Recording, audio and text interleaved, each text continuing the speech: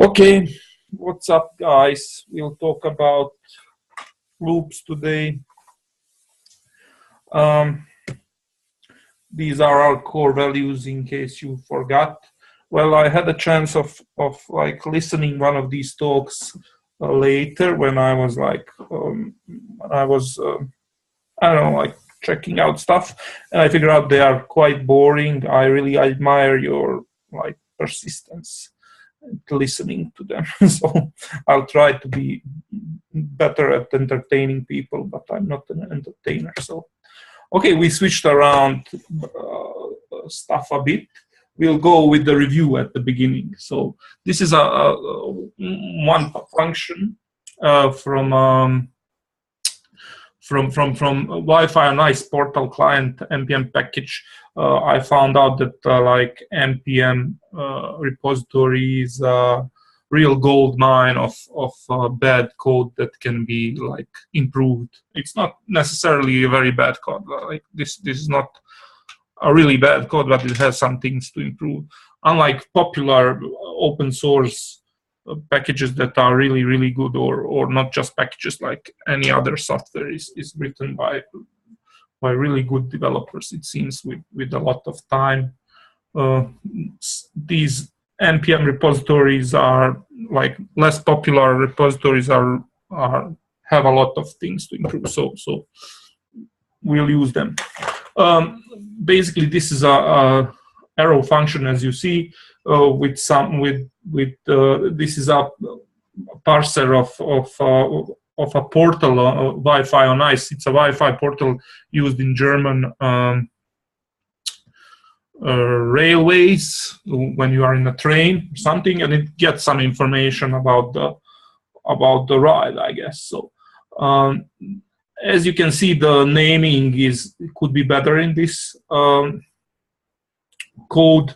There's a lot of like short, like T short name variables, air delay, depth. So like it's not consistent. Yeah, arrival delay platform. Okay, so these are the bad. There's another problem with this. The good thing is that it's using a lot of it is like extracting a lot of complex expressions inside variables, so this is readable. If the names were better, then it would be really good, but the problem is like it's not consistent. So for example, location could be also up there, so it would be readable. So the good thing would be to like extract all these complex expressions into variables and name them correctly, and then the return value would be much more readable, and these also much more readable. But the biggest mistake here is like using the parameter for naming the parameter underscore. So underscore is used as a convention in some programming languages to denote a value that we do not care about. So like when sometimes we have to send a parameter, first parameter, or receive two or more values from the function in the programming languages that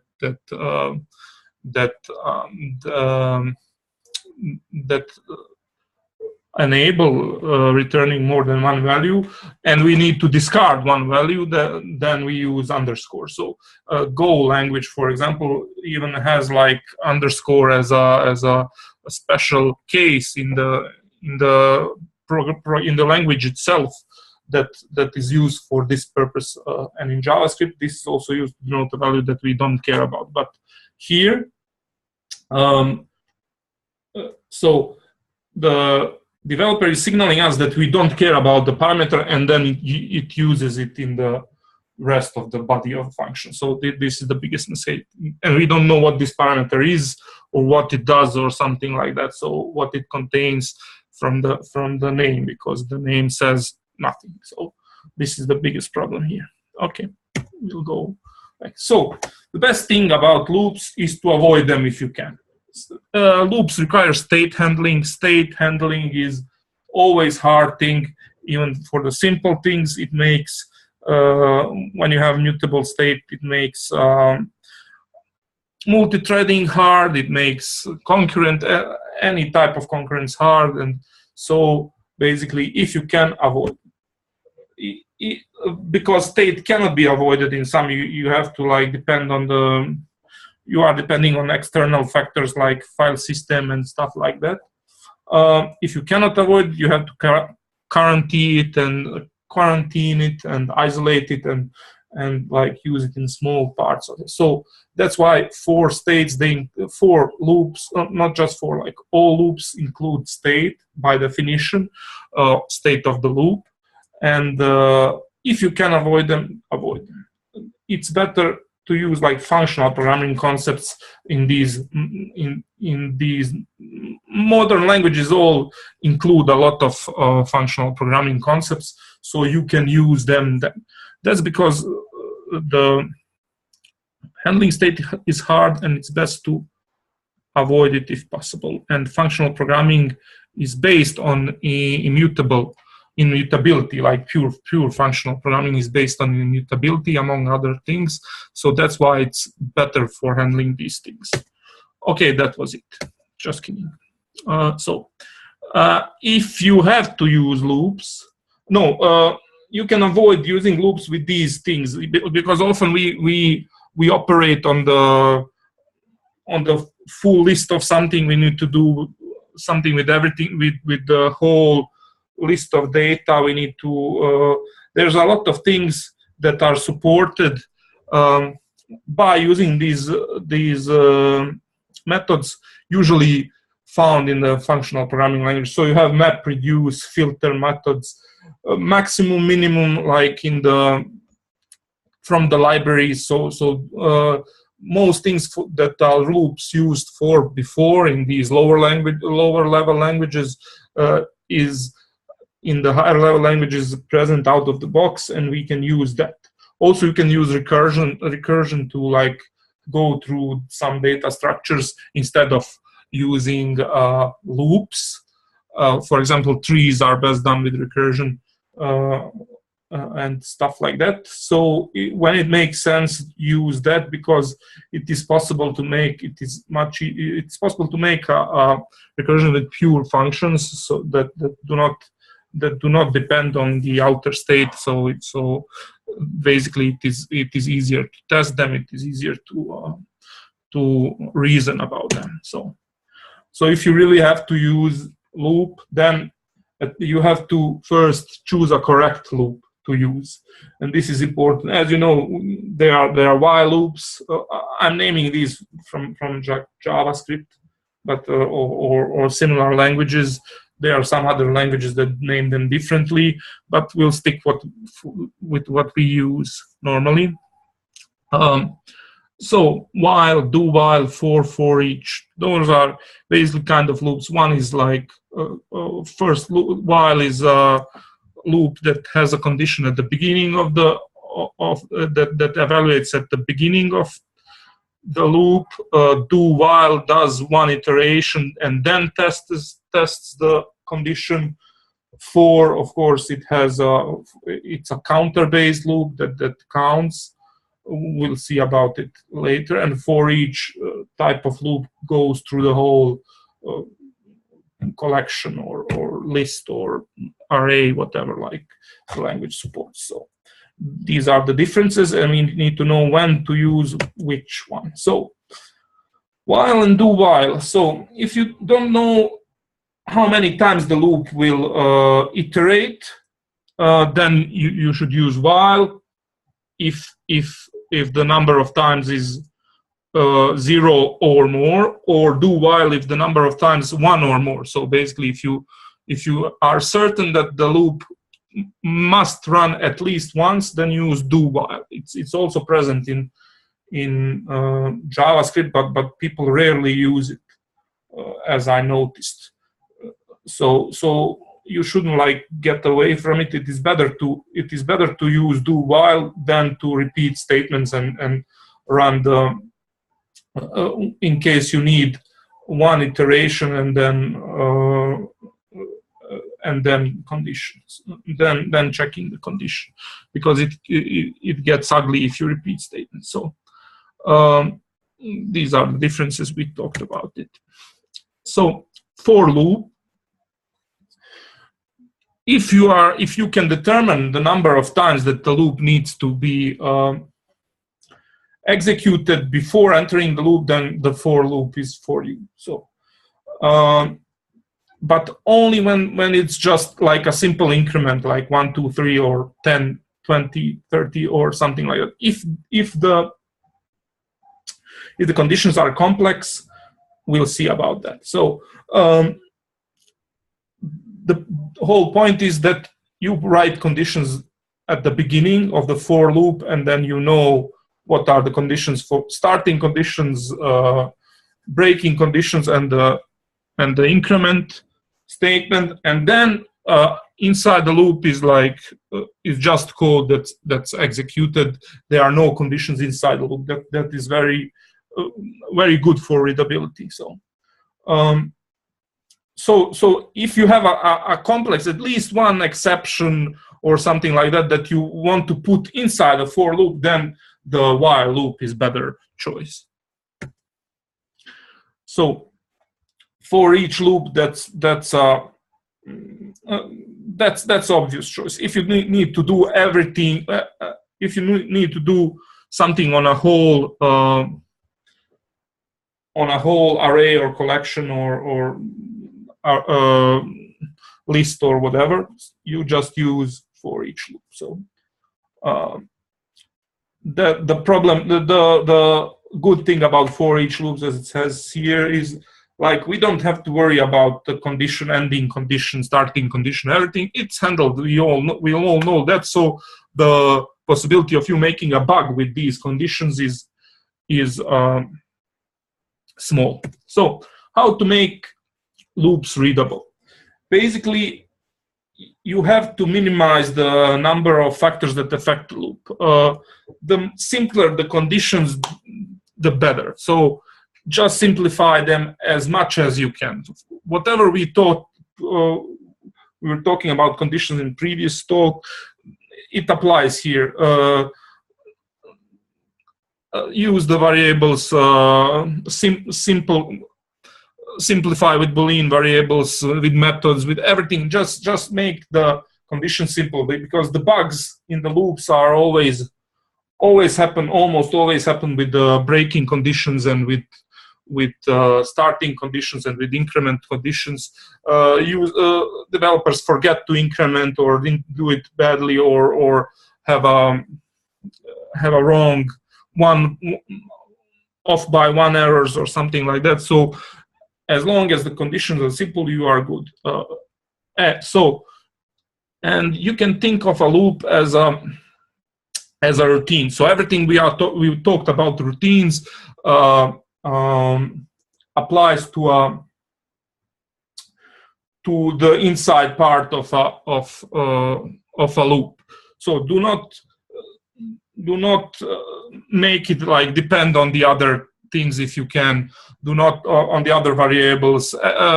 Keep everything concentrated, all the similar statements together. Everything we talked about in previous applies here too.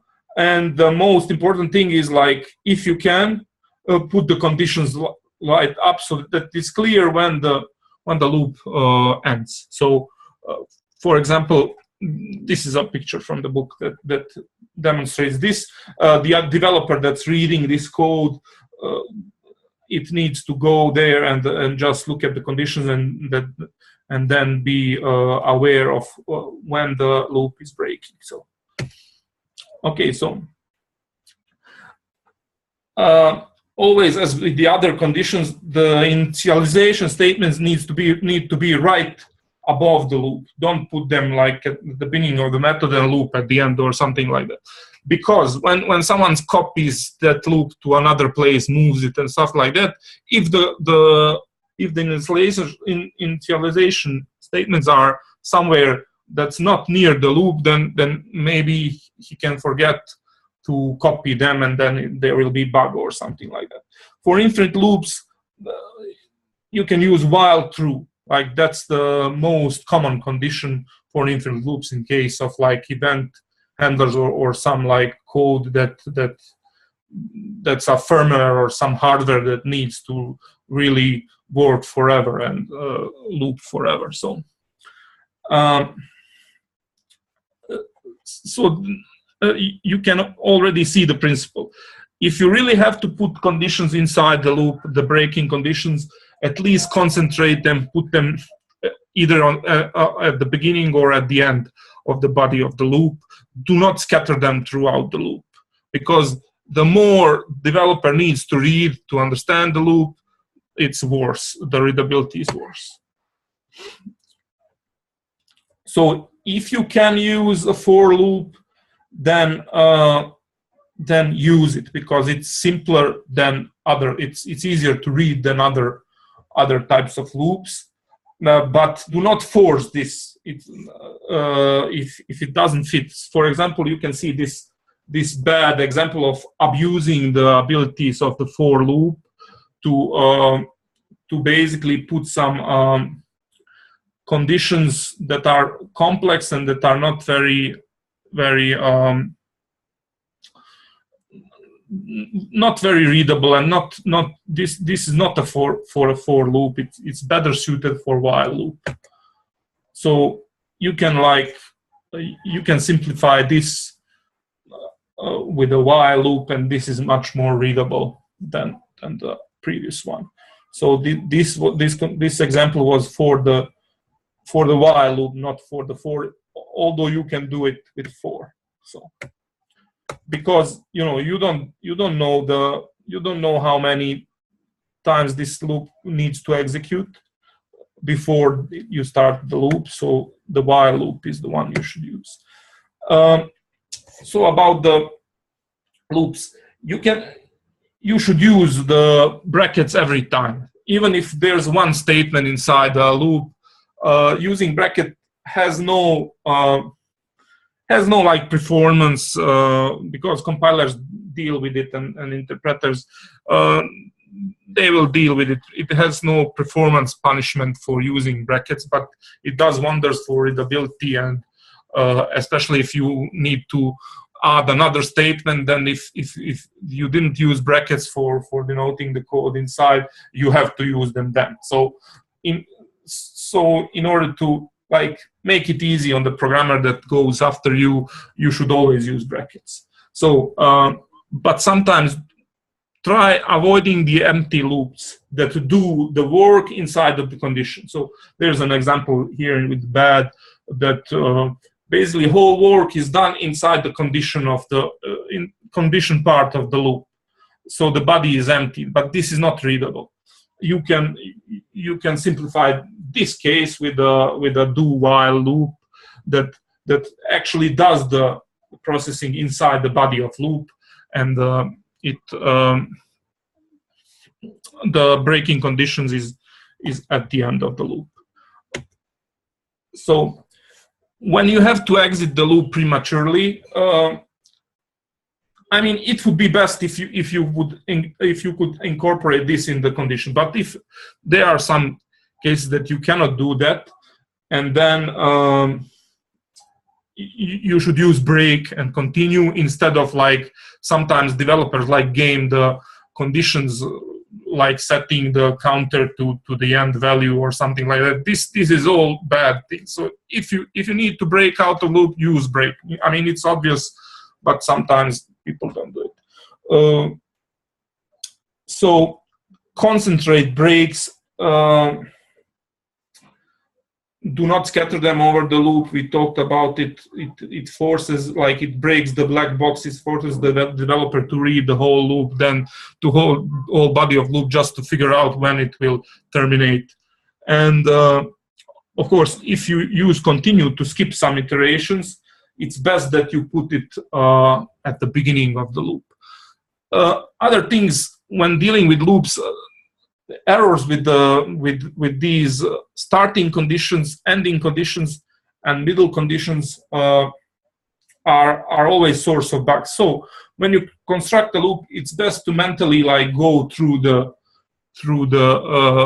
beginning condition, maybe take one example in the middle, and take the ending condition ending example, ending iteration in your mind, so that you check that you didn't like pass the value, that you didn't make some errors or something like that. Basically, yeah. That's it. If the body of method is really complex, then take a calculator out if it involves complex calculation, and like do it on the paper. Just make sure that your logic is safe, because if you are going to make bug in a method that involves a loop, it will probably be inside the body of the loop or inside the condition. So basically, that's it. Do you have any questions? No questions. Thank you for listening again.